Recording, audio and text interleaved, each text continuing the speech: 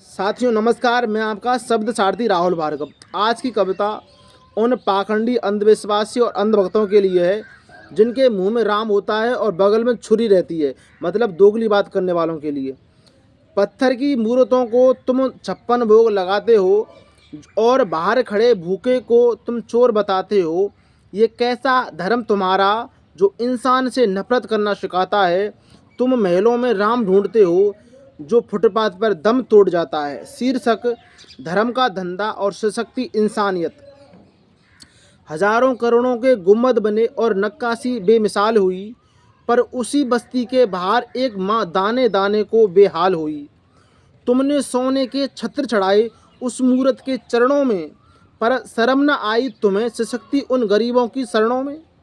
धर्म अगर सिर्फ अमीर की तिजोरी का चौकीदार है तो ये मानो तुम्हारा ये सारा ढोंग ही बेकार है। तुम मंदिर और मस्जिद के नाम पर भाई को भाई से लड़वाते हो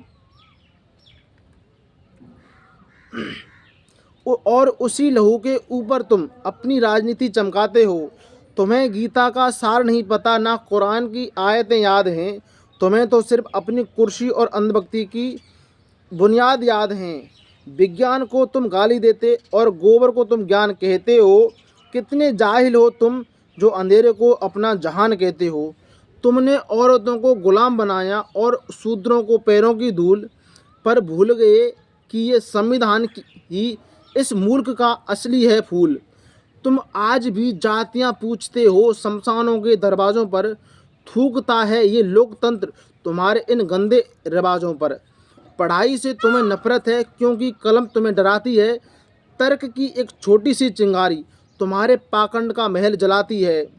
सुन लो ओ मजहब के ठेकेदारों, अब तुम्हारा हिसाब होगा। तुम्हारे हर एक झूठे वादे का अब कड़ा जवाब होगा।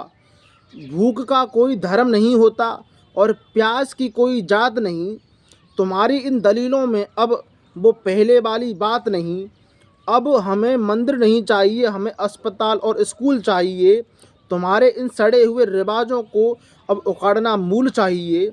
भीम का संविधान ही इस देश की सच्ची गीता है, जहाँ मजहब से ऊपर उठकर हर इंसान चैन से जीता है। साथियों, उन पाखंडियों को यह कविता पहुँचाओ जो इंसान को इंसान नहीं समझते और धर्म के नाम पर खाना देते हैं। जय भीम, जय संविधान।